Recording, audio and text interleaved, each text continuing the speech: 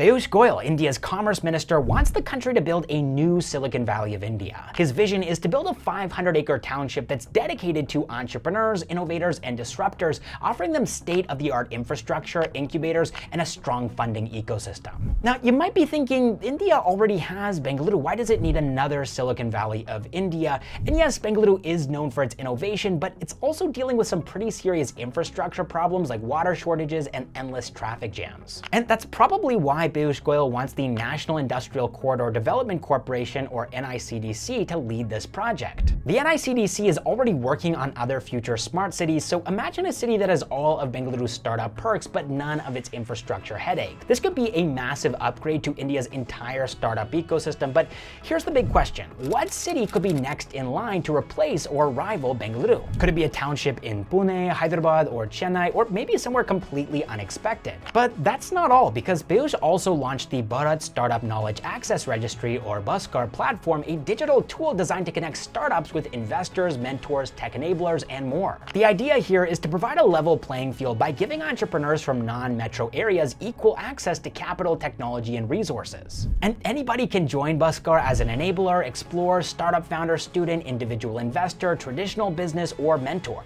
And BHASKAR already has more than 4.61 lakh registered members on its platform. But there's actually even more. Piyush also rolled out the AI-powered trademark search module. This tool uses AI and machine learning to speed up trademark registrations, helping startups protect their intellectual property faster and more efficiently. For entrepreneurs, this means quicker approvals, less legal hassle, and more time to focus on scaling their business. All right, next up in the news, Zomato has officially banned the use of AI-generated food images by restaurants. And this decision comes a month after Zomato's CEO, Deepinder Goyal, called the issue out on X, saying these images mislead customers and result in trust issues, higher complaints, and refunds. And now the company is actually enforcing this ban. While only 2% of their 276,000 restaurant partners currently use AI-generated images, the company wants to act early. To help detect these images, Zomato has developed tools that can identify AI-generated images with 90% accuracy, and the company is also offering a solution here to restaurants. Professional photo shoots at discounted rates for anywhere between 4,000 and 5,000 rupees,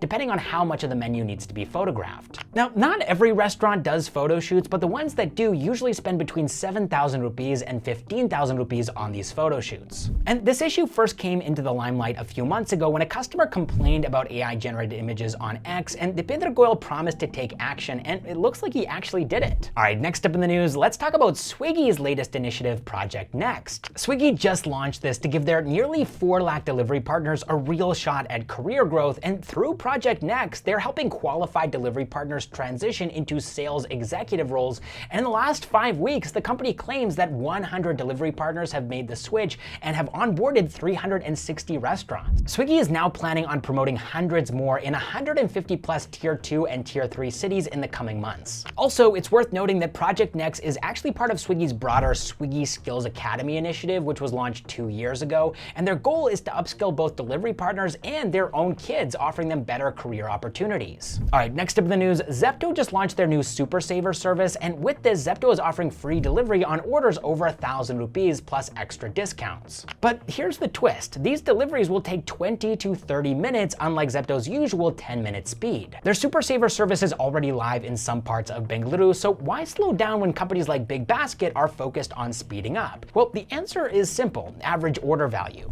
Right now, Zepto's AOV is around 400 to 500 rupees, while Blinkit's is a solid 625 rupees. And here's why that matters. Higher AOV means more profit per order, which is crucial in the competitive quick commerce space. Unlike Blinkit, which even sells high-value items like electronics, Zepto is mainly focused on low-cost groceries. So in order to compete, they're banking on slower bulk orders to boost that AOV. By targeting customers who want to top up their monthly groceries instead of those who need urgent deliveries, Zepto is trying to build a more profitable business model. But the big question here still remains: will customers be willing to wait? Zepto has built their reputation on super fast delivery, so can they successfully shift to a slightly slower model, or will customers stick with the faster options instead? All right, next up in the news, while Zepto is experimenting with slower deliveries, Myntra is moving in the opposite direction, experimenting with 4-hour deliveries in select cities like Bengaluru and New Delhi. Now, traditionally, Myntra's delivery took 2 to 3 days, so this is a huge leap as they're trying to make space for themselves in India's fast-growing demand for quick deliveries. And while 10 to 15-minute minute deliveries are trendy in groceries, achieving the same thing in fashion is much more difficult due to higher return rates and a wide variety of assortments. Just like with groceries though, Myntra is betting that shorter delivery times will encourage customers to complete purchases faster. And according to their internal studies, shoppers are more likely to hit that checkout button when they know that their order will arrive quickly. And if this experiment is successful, Myntra plans to expand their 4-hour delivery across more cities by the end of the year. All right, next up in the news, at the time of me recording this video, Bengaluru Space Expo 2024 is happening right now, running from the 18th to the 20th of September, with over 250 space companies showcasing their technology. And here are some updates that I have for you so far. First of all, Bellatrix Aerospace has announced Project 200, which is a technology demonstrator satellite bus designed to place satellites in ultra-low Earth orbit between 180 and 250 kilometers. And according to Rohan Ganapati, normally satellites orbit between 400 and 450 kilometers, but with this, Bellatrix is aiming to improve Earth imaging and telecommunications from space. And then also we have Dhruva Space, which has announced a collaboration with Manastu Space to test a new green propulsion system on Dhruva's Leap 3 satellite platform.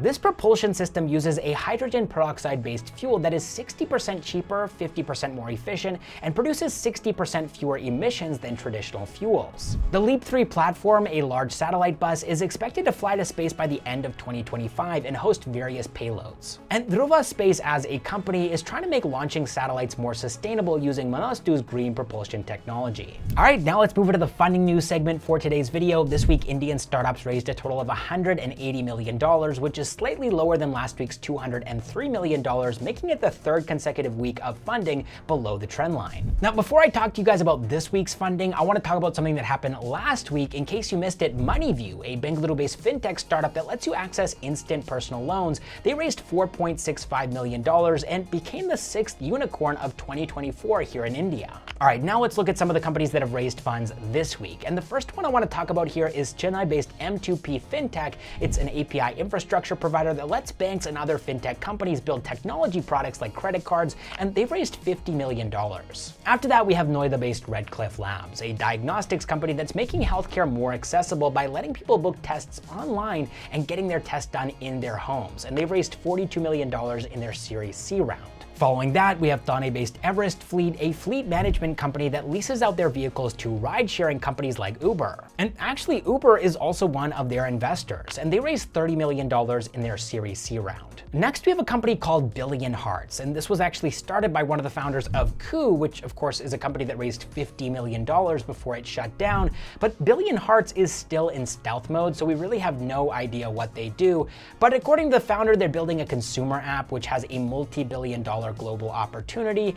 We're just gonna have to wait and see on that, but they have raised $250,000 in their pre-seed round. And then finally, we have Mumbai-based Book My Buy, which is an online marketplace where you can find a maid, and they raised $240,000 in their pre-series A round. All right, that is all the startup news that I have for you guys this week. Thank you so much for watching, and I will catch you in the next one.